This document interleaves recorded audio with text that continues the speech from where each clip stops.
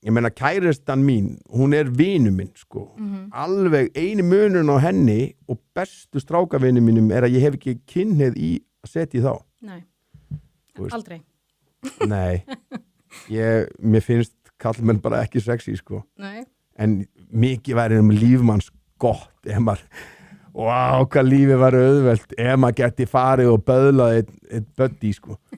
Maður geti alveg tekið á félagunum sko.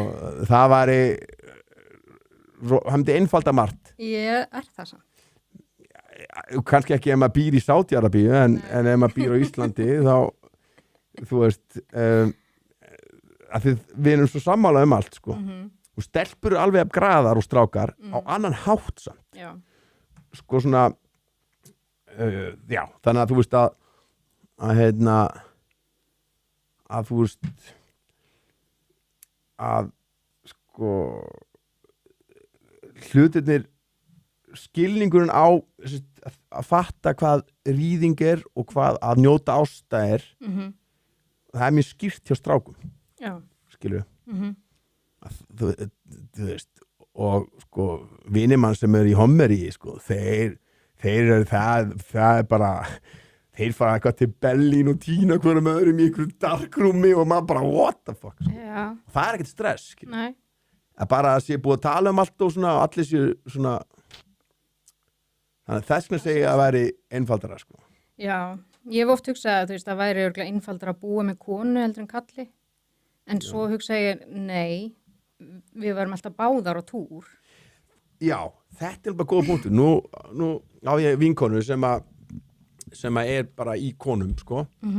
Og ég sagði bara, djöðlega var æðislegt að bara, þú veist, það bara, vinn, bara, þú veist, bara einhver brjóst og bara einhver sköp og eitthvað, og ekkert einhver tettlingur og einhver punghár og einhver viðbjörn. Og bara chill eitthvað og hún sagði bara nei, þetta nú bara þveru öfugt sko. Já.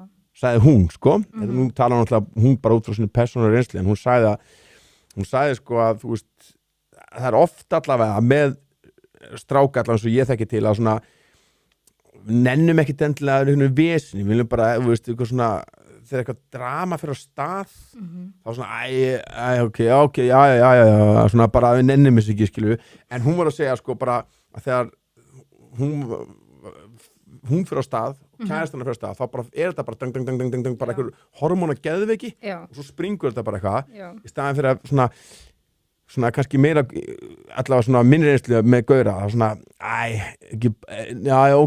þú veist við bara svona nennum ekki þessu röfli og svona allavega heilbrigðir gaurar allavega til fullt af gaurum sem allavega eru bara dramadrottningar og vilja bara lifa á leiðindum eins og fullt af fólki, stelpum og strákum sem allavega lifa á leiðindum nærast á bara einhverju svona röfli og eitthvað en svona við sem höfum ekki tími það sko þá allavega svona vini mínir eru svona mjög svona